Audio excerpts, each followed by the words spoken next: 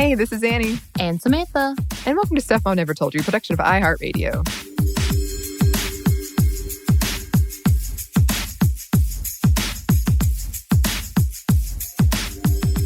Welcome, everyone, to our segment that we are calling the Sminty Happy Hour. I feel like I need to do the NPR voice for happy hours. Yeah, I get that vibe too. One of the very first listener mails I received when I started podcasting was that I sounded like Alec Baldwin trying to do an NPR voice with the sweaty balls. Because sweaty balls. I guess I say yeah, in that way or something. I say that a lot. I didn't take it as an insult at all. No, that's a great segment. I love that's probably one of my favorite sketches. The sweaty balls. Yeah, that makes me feel even better then. It's so great. But yeah, I do feel like we need to do an NPR because it is our happy hour moment. Happy Thursday, everyone. I hope whatever is happening this week, I hope it is not bad. I'm not gonna reach for the stars on this one. It was just not bad. Yeah. That you're managing well. Hopefully you're happy it's Thursday and you have some time to unwind with us and relax in whatever way that might be. Right. And join us in this happy hour. Yeah, so grab your favorite beverage. I'm sure you already have it because you're a pro by now. And let's sit together. And today, for our own beverages, because you and I, we are actually bringing out the beers. It's time. I love the brewing industry. I got to be a part of it for several years with Orpheus in Atlanta. And we're going to go exploring for this deliciousness in St. Louis, Missouri. Is my voice really irritating, the NPR voice I'm trying to do? In St. Louis, Missouri with Second Shift Brewing. I'm very excited about this. And I want to do a quick shout out to our connection because he has been really phenomenal in making sure that we can get the beers that we're asking for. Jason over at Orpheus, he's the owner and brewmaster in Atlanta. And of course, he's one of the ones that I learned about beers from. And I've really gotten a deep education. Specifically, he is all about music and arts and beer and how they all culminate together. So shout out to him. And of course, he is an amazing advocate and an ally in the beer community and beer industry. I will want to talk a little bit later, but kind of my experiences in an industry that is very male-centric and very male-dominated, not because they're better at it, but because they've taken it over. Let's just be real. We know the history of beers came from women. Way back when. But yeah, so shout out to Jason. And yeah, in an industry that does seem sometimes so dark for women, I feel like, and those who identify in the LGBTQ community, having someone like Jason being an advocate has always been something that I have been very grateful for. So thanks, Jason. Yes, thank you, Jason. You actually, before we were friends, you set up a meeting between me and him for my other show, Savor, and we did a video with him about brewing particularly sour beers. And it's a lovely video. You can find it on YouTube. Yeah. He was so excited about that. I think I got in because I was able to connect you two. So he's like, oh, how stuff works? Yeah. Yeah. As in fact, our first meeting was at Orpheus Brewing. And you and I didn't know we met each other. Nope. Because it was during an event that was specific to how the science of brewing and the science behind brewing. And it was this event that was happening with the tech kids, I think, at that point in time. And there's a picture of you and I, because I'm serving you beer, not knowing who you are. And it wasn't until Caroline, former host of Sminty and now Unladylike, was like, I know both of you. Oh my gosh. You should meet. And we did, thanks to Caroline as well. We did. You know what? That day, Martin Freeman waved at me. That's what I remember. I was walking to Orpheus. I was wearing my Captain America shirt. And he was just in, I think it was Black Panther at the time. And he gave me a nod and wave. And then I went to Orpheus and it was a wonderful day. Also, obviously, disclaimer, as always, at least currently, this is not a sponsored episode. We have received no money. We are just trying to highlight people, women particularly, doing interesting things in the world of brewing. As you said, that is so rare, unfortunately. Right. And the history, and we've talked about this before. We had a whole beer episode where we talked about the whole IPA versus who drinks beer, who drinks wine, and what is assumed as masculine versus feminine. And also, definitely shout out to Second Shift Brewing and Libby Kreider, who we are going to talk about in just a minute. She did hook us up. And when we sent out the bat signal about trying to get these beers, she was all on board. So we are going to talk about what she is doing for the community. But Libby, thank you so much in sending these beers, because this is not so accessible since we're not in Missouri ourselves, but we're very excited about them. Yeah. And we will be trying an IPA and a stout today, which traditionally have been kind of coded as masculine. Right. And certainly for me, like, especially when I was never that person who said I don't like beer because beer was such a big thing in my family. But I would say I don't like IPAs or I don't like stouts.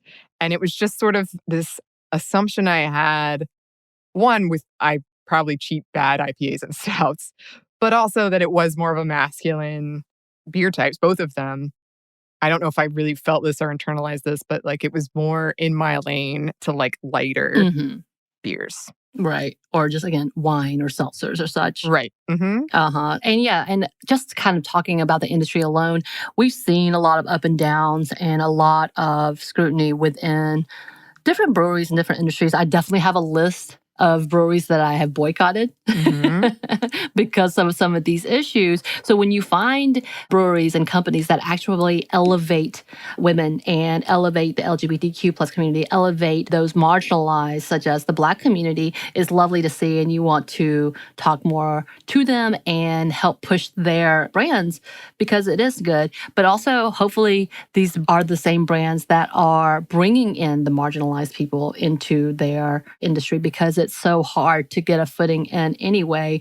And I've read so many stories, just being a part of the brewery world, of women being discriminated, whether it's because of them getting pregnant or getting married or refusing some type of sexual advances or being told they can't hang with the boys, which is coded for you can't take abuse from us. Right. As we know. So when you have industries and when you have brands that actually advocate and fight for, you do want to talk about it. As in fact, I had shared the story previously about one of my experiences at Orpheus when I was in the bartending route, which you automatically assume I have to put on the girliest way of primping so I can get the tips. You know, we talk about what we have to do to perform to get that money, to get that result.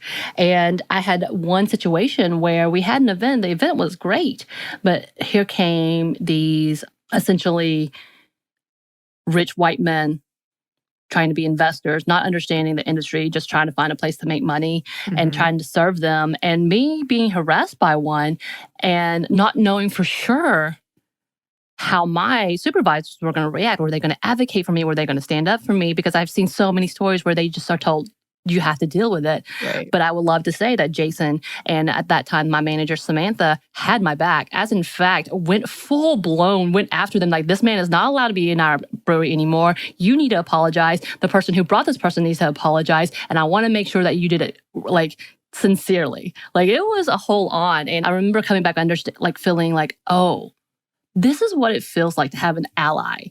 And so breweries like Orpheus and Jason and Samantha, who at that time sincerely had my back and were angry for me, really taught me about, oh yeah, okay, there are people with integrity. This is allyship. This is not just performative. And I know when I see things from the brewery, when it comes from Jason, when it comes from Samantha, who are in this industry, and of course Samantha, who is a female who was in that industry and had been in the industry for a while, she understood, you know, the decimation and the just feeling degraded if you were being dismissed or ignored. You know, so having them have my back felt so amazing, especially as a person who typically I feel like I'm a strong individual that can advocate for myself, but being in that position was such an awkward place because I didn't know what to do. And having people like Jason and having people like Samantha having my back and showing allyship again as a woman of color, because it was definitely racist, sexist that was coming my way. And it's amazing to see because, again, in this industry, we talked about repeatedly the constant dismissal of abuse within these systems is unfortunate, and it's pushing good people out when it shouldn't be. Like, I hate to turn around because if I get an article, see several of the things as I'm researching these in 2019, they may have had a female brewer, but because of the circumstances and the environment, they're gone. Right. You know, because they couldn't, from their perspective, being the brewery or companies, couldn't handle it, when in actuality, they shouldn't have had to, and no one advocated for them. So when we have companies like Second Shift, where I see them, and like Orpheus, when I see them doing big things and advocating and allying, you got to praise it. Yeah. Yeah. It's such a nice thing to see. And unfortunately, as we've talked about in the past in the show, especially when you look at things like gatekeeping when it comes to especially beer, but and most alcohol, but also like the tipping system Mm-hmm. and just how it functions and how it does put this pressure on you to perform in a certain way and in a way that doesn't make you feel good. Right. But that's how you make your money. Right. Like it's really, really problematic. It really is. Yeah. Oh, but anyway, I digress. And I'm going to open my can of beer right now. Ready? Okay. Are you ready? Oh, I love that I sound. know, right? I have to do this on mic. So yes, I just now opened, for those of you wondering, Second Shift Brewing's Sam Squatch, which I feel some type of way about since my name is Samantha. I know it's not anything to do with me, but I'm like, wait, what? No, but I love it. Which is their West Coast style IPA. So I'm very excited because I do love a good IPA, and West Coast is a nice little brand. So, oh yeah, there's that floral hops. I'm sniffing on it, One y'all. day we're gonna have like not Smell-O-Vision TV, but like Smell-O-Vision podcast. Yes. Let me take a quick sip. Oh yeah, there's that. There's that hops. But it ends really smoothly. I like this. So we wanted specifically to highlight Second Shift Brewing, which is located in Missouri. So if y'all in St. Louis, you should definitely be going there. You should definitely be supporting it. They've got tons of beers out there. And a lot of them have, and then we will post these pictures, have a cat as part of their can art because they are known for their brewery cats that keep away the mice. And they're apparently really cute and get a ton of like social media notice. So I love that. But yeah, so the co-owners are Libby and her husband, Stephen Kreider. And they named this Second Shift because this is not their full-time job, essentially. Like drinking the beer is like their part-time or after shift beers. And I love that. And they are known for their IPAs, their lagers, and definitely their stouts. And you have a stout, right? I have the stout, yes. It's a silhouette stout. What is the art on that? Is that just like making me remove it from my koozie? Oh yeah, I'm sorry. You gotta appreciate the can too, because they have fun art. Yeah, it's a silhouette of a cat, and it's like it looks kind of like smoky in the background. It's very evocative of maybe like a werewolf kind of thing. It's lovely. I did. So we can say between my Sam Squatch, which looks like a cat and a Sasquatch mixed together. And your silhouette that looks like, it looks like a horror movie cover, like the old school horror movie covers. Yeah. I love it. Again, they are definitely up and coming. A little harder to get if you're not in Missouri, but hopefully you can get connected. And Libby Kreider, you can find her on Twitter as well as on Instagram. You can find them on Instagram as well, Second Shift Brewing. But Libby initially was a sommelier, from what I understand, some of her columns. Some of her interviews state, and then came into this world with her husband, coming into the beer world and loving it and kind of growing in it. And one of the things that she talked about having a passion about is bringing women and advocating for women in the industry. And as of late, talking about how, and also racism and advocating and fighting, combating racism within this industry. And so it's lovely, again, to see, I keep using the word lovely because I don't know why, apparently it's my word now, to see people who are using their platforms to advocate. And she is getting definitely some attention, and the brewery is definitely getting a lot of attention for not only their cats and the social media presence, but the quality of beer they have. And these beers were definitely one of those that I was like, hey, Jason, can you hook me up? And he was right on top of it. And they were so nice enough to send us some of these beers. Not send us, send him. They send him the beers. He's more special than I am.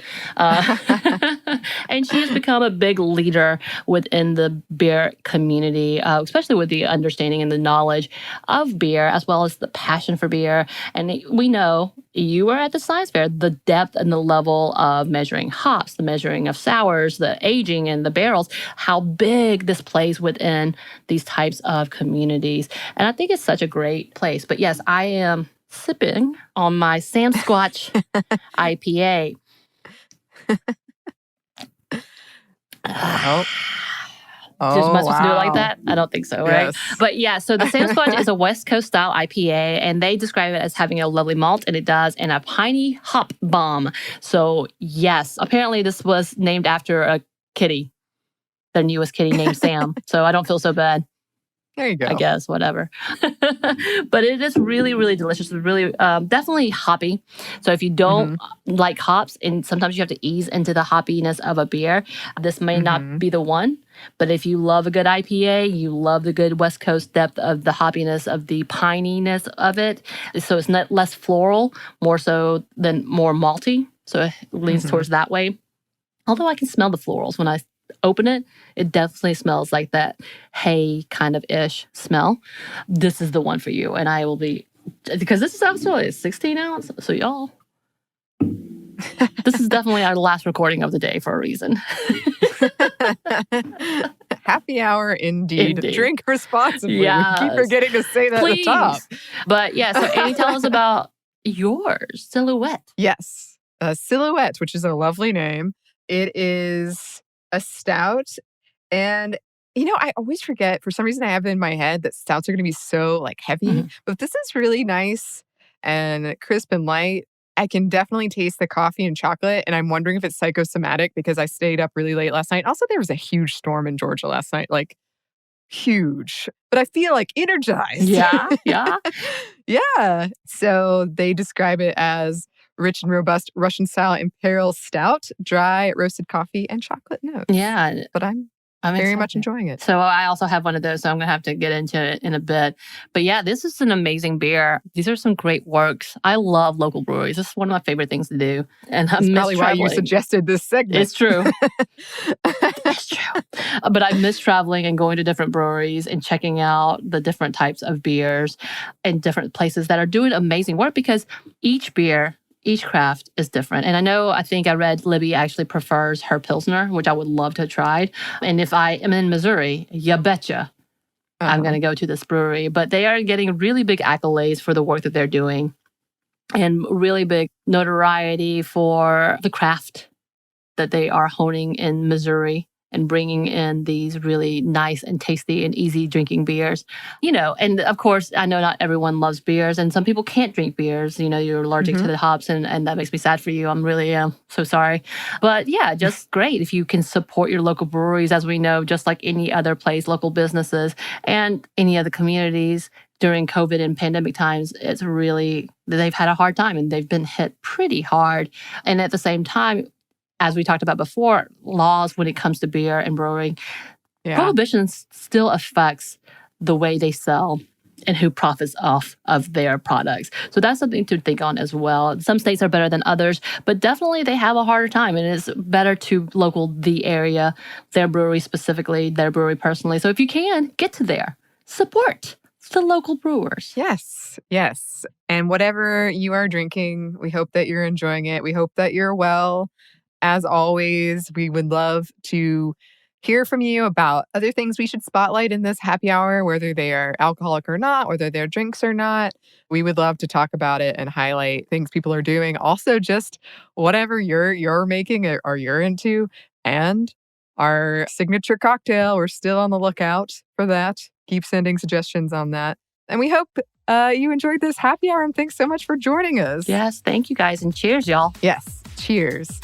If you would like to email us, you can. Our email is stuffmedia@iheartmedia.com. You can also find us on Twitter @MomStuffPodcast or on Instagram @Stuff Mom Never Told You. Thanks as always to our super producer, Christina. Thank you. And thanks to you for listening. Stuff Mom Never Told You is a production of iHeartRadio. For more podcasts from iHeartRadio, visit the iHeartRadio app, Apple Podcasts, or wherever you listen to your favorite shows.